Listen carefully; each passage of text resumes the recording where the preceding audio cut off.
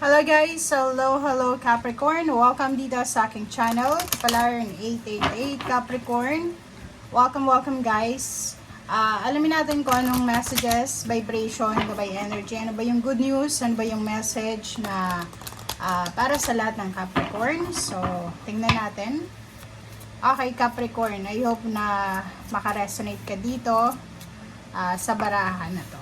Okay, wow! First card mo, Capricorn, is lessons and blessings. Lessons and blessings. Para to sa lahat ng Capricorn. I hope na resonated ang lahat dito. Okay. Tingnan natin.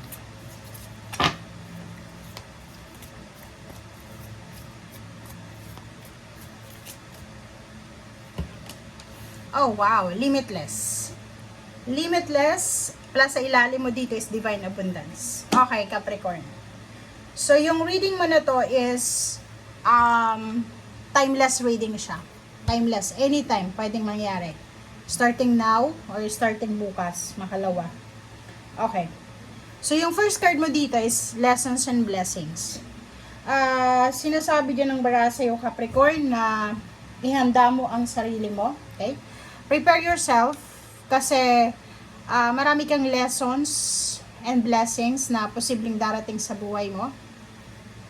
Maraming mga iba't ibang klase ng sitwasyon, pangyayari, happening sa buhay mo na pwedeng magdala sa'yo ng lessons and at the same time magdadala sa'yo ng biyaya.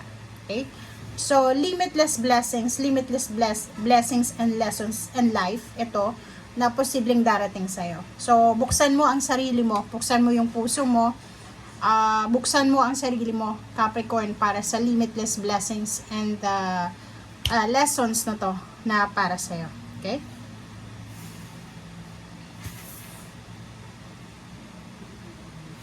Okay. Para to sa lahat ng Capricorn.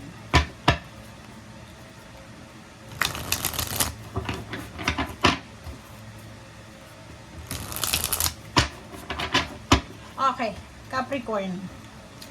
I hope na talagang makaresonate ang lahat dito.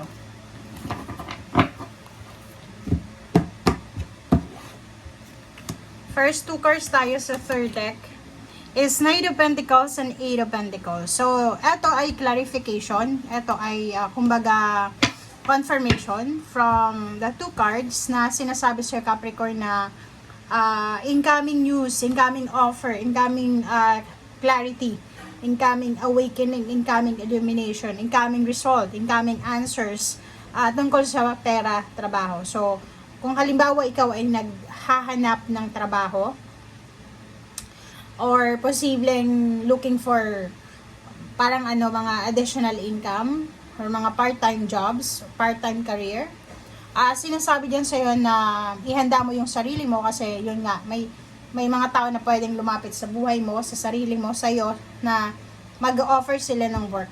Okay? Yung trabahong ito is hindi siya yung pocho-pochong trabaho, kasi yung trabahong ito na i-offer sa'yo, pwede kang magkamal ng malaking halagang pera dito, but ihanda mo rin yung sarili mo na kailangan mo dito ng sobrang focus. Okay? Determination, focus, sipag, pasensya.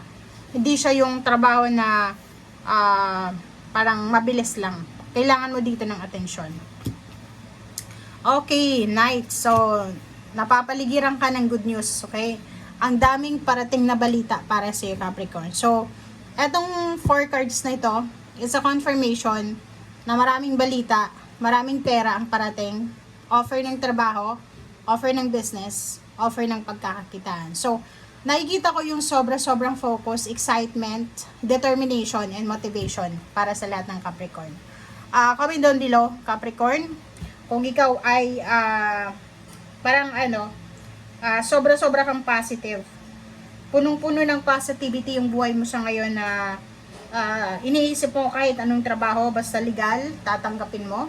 Iniisip mo na parang nagpe-pray ka, nagma-manifest ka, matagal na or pwedeng kasisimula pa lang. And dito sinasabi na sinasagot ka ng universe. Itong King of Wands na to, it's confirmation na may incoming job dito, new job, new career, new source of income, new source of finances, parang ganun.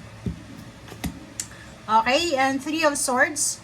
So, yung Three of Swords na to is posibleng yung trabaho na i-offer sa'yo or yung money na i-offer sa'yo ay siguro nagkaroon ka na ng pagkakataon dati na makapag-apply sa either company yan, it's either job or career, international o local.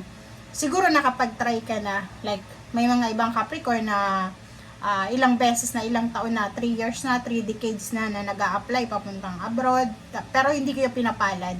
So, maraming luha, maraming mga pain and heartaches, maraming pagsubok kayo na pinagdaanan dito sa career na to. And luckily, fortunately, sinasabi dyan sa'yo ng baraha, Capricorn, na yung kapalit ng luha, kapalit ng pain and heartaches na naramdaman mo ay success. Yun nga, limitless lessons and blessings. Yung parang may intindihan mo, Capricorn.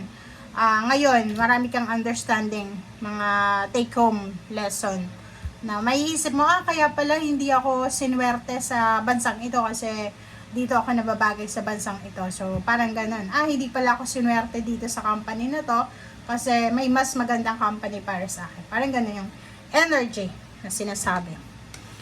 Okay, Justice. So, yun. Capricorn, congratulations dito kasi incoming to It's a international contract. So, kung nasa ibang bansa ka na OFW ka, may possibilities na lumipat ka ng ibang state, ibang bansa. Kung nasa Europa ka, America, nililipat ka. Dito sinasabi may contract signing, may good karma na parating sa'yo. Kinakailangan mong maghanda ng mga papeles, dokumento, visa, passport, government papers na kailangan mong asikasuhin para sa paglilipat. It's either pipirma ka ng bagong bahay, kung nagrerenta ka lang ng bahay, or pipirma ka ng kontrata, bagong kontrata, or posibleng ito ay business or anything na pirmahan mo. 'Di ba? Six of Swords. So, 'yun yung mga nasa Pilipinas diyan na Capricorn, it's a sign para sa inyo. Senyales na to, guys, na sinasabi sa iyo na may pagkakataon ka na makaalis sa Pilipinas, may pagkakataon ka na makaalis sa masyadong toxic na environment. And yung mga pinagdadaanan nyo ngayon na problema, emotional, financial, ay mapagtatagumpayan mo yan, matatapos yan, and makakaalis ka, and you will succeed in life. Okay? So, kung makikita mo, ito yung last card mo, Emperor, na sinasabi sa iyo na Capricorn, you will get your power, you will reclaim your power. Nakikita natin dito na you will be super strong financially, emotionally secured ka in the near future. And doon sa mga Capricorn na nasa Pilipinas na feeling nyo wala kayong swerte sa Pilipinas, subukan nyo yung pag-a-apply sa ibang bansa. Kasi kung makikita mo dito, lahat sinasabi dito na kung hindi ka swerte sa isang lugar, pwede kang umalis. Itong dalawang to, it's a Six of Swords and Eight of Cups, nagsasabi na movement. Okay? Kailangan ng progress, kailangan mong kumilos, kailangan mong umalis kung gusto mong umasenso. Okay? Thank you, guys. Bye!